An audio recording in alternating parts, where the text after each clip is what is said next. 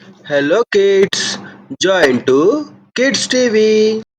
అడవిని ఆనుకుని ఉన్న రామాపురం అనే గ్రామంలో ఓ ఇంటి ముందు ఓ కోడిపుంజు ధాన్యం తింటోంది.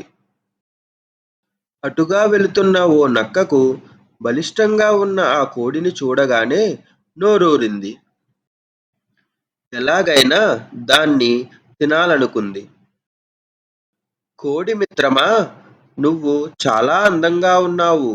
నీ కూత కూడా చాలా మధురంగా ఉంది. ఏది ఒకే ఒక్కసారి నా కోసం కూత పెట్టవా అని ఆ జిత్తులమారి నక్క కోడిని అడిగింది. దాని పొగడ్తలకు ఆ కోడి పొంగిపోయింది. తన గొంతు సవరించుకొని కళ్ళు మూసుకొని కొక్కొరకో అంటూ గట్టిగా కూతపెట్టింది. అదే క్షణంలో నక్క అమాంతం కోడి పైన దూకింది. దాన్ని నోట కరుచుకొని అడవిలోకి పరుగు తీసింది. అయ్యో, ఈ నక్క మాటలు నమ్మి ప్రాణం మీదకు తెచ్చుకున్నానే అని కోడి మనసులో అనుకుంటూ బాధపడింది. నక్క పరిగెడుతుండగా అదే సమయంలో ఓ వేటకుక్కల గుంపు నక్కను చూసి దాన్ని వెంబడించడం మొదలుపెట్టింది. నక్క భయంతో ఇంకా వేగంగా పరిగెత్తసాగింది. ఇదంతా చూస్తున్న కోడికి వెంటనే ఒక ఉపాయం తట్టింది. నక్క మిత్రమా, ఆ వేటకుక్కలు నిన్ను వెంబడించట్లేదు. అవి నా కోసం నీ వెంట పడుతున్నాయి.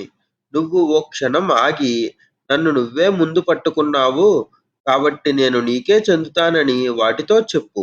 అప్పుడు అవి వాటి దారిన అవి వెళ్ళిపోతాయి అని నక్కతో అంది. కోడి సలహా బాగుందని అనుకున్న నక్క ఒక చెట్టు పక్కన ఆగింది. వెనక్కి తిరిగి కోడి చెప్పినట్లుగా చెబుదామనుకుని నోరు తెరిచింది.